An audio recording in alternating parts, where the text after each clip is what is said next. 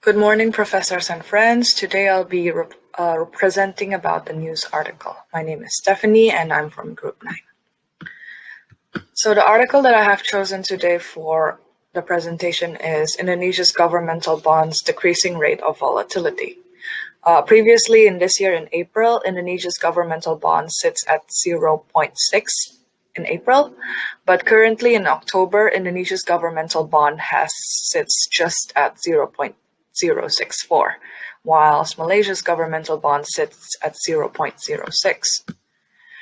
So the terminologies you can learn from this article includes 1. Volatility.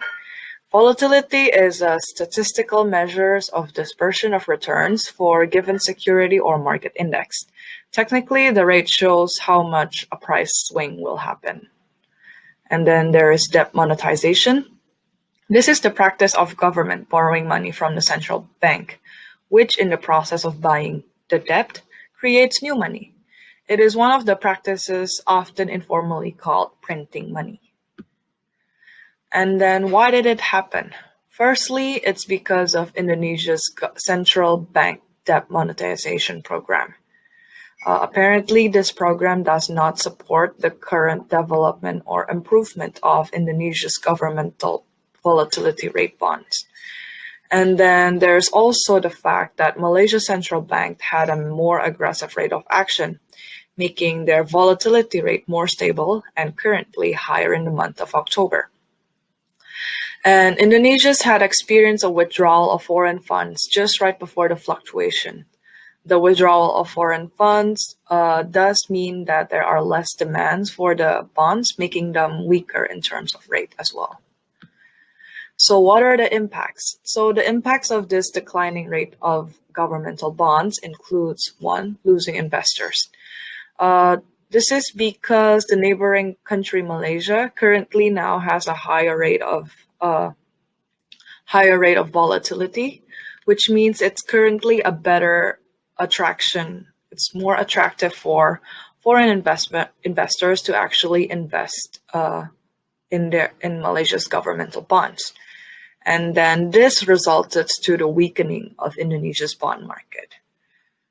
And of course, because of Indonesia's having a lower rate, Malaysia now has a higher rate in the month of October, making them practically more attractive, again resulting to the first impact of losing investors. So what is my opinion on this matter? In regards to the debt monetization program, this could have led to the current situation because recently the Indonesian government decided to print a special series of money in commemoration of Indonesia's 75th year of independence anniversary. So apparently a lot of people have received the new special series, a lot of the people of Indonesia, but they have not spent it just because it was allegedly a special series and limited edition. And in regards to the withdrawal of foreign funds, this could have been caused by a recent political unrest caused by labor worker demonstration that has happened because of a recently applied law. It was called Omnibus Law, and it was supposedly go into the benefits of investor and instead of the workers. So the workers go on a demonstration against it. And since the volatility shows rate of the price swings, if the Indonesian government could actually maintain this rate, it would have been good for foreign investors in terms of getting long-term return, because not having a lot of price swings means it could also have a lesser chance of getting great loss and could actually make small amounts of return.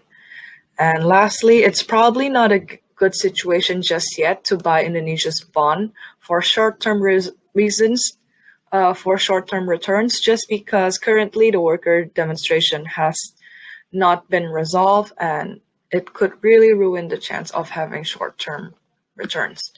And here are my references. Thank you for listening.